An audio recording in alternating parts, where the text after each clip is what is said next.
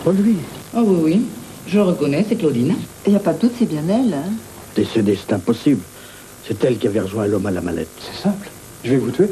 Dès que Maigret sort de chez lui, il rencontre le mystère. Et la morte qui assassina est une affaire stupéfiante. Pour débrouiller cette enquête, Maigret va devoir jouer très serré.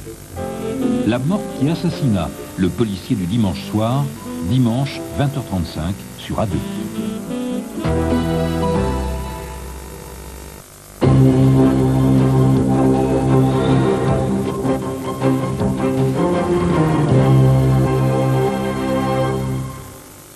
Bonjour, Michel Rocard à bord du Clémenceau peu avant son accostage à Toulon.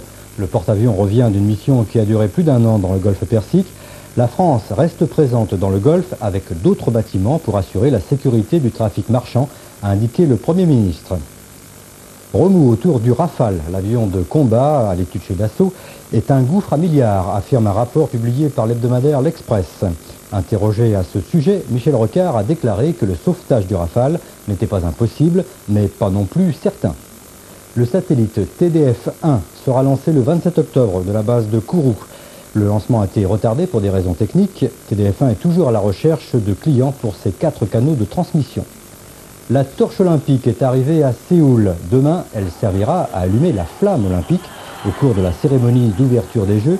Dans un message, le président Mitterrand a souhaité bonne chance aux athlètes français et il a formé des vœux pour que les compétitions se déroulent à la gloire du sport, de l'effort, du courage, du talent et de la loyauté. Vous avez aperçu Dominique Leglou d'Antenne 2 sur ces images. Gilbert en vue des côtes du Texas, mais le cyclone a perdu de son intensité, ce qui rassure les Américains. Par précaution, des milliers de personnes ont néanmoins été évacuées vers l'intérieur des terres.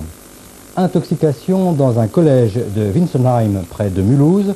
Les 120 demi-pensionnaires ont été atteints de maux de ventre. Le collège a été fermé. En juin dernier, les cuisines de cet établissement avaient dû être désinfectées à la suite d'un incident similaire. Voilà pour les informations à 16h et quelques minutes. On se retrouve dans 1 heure. À tout à l'heure.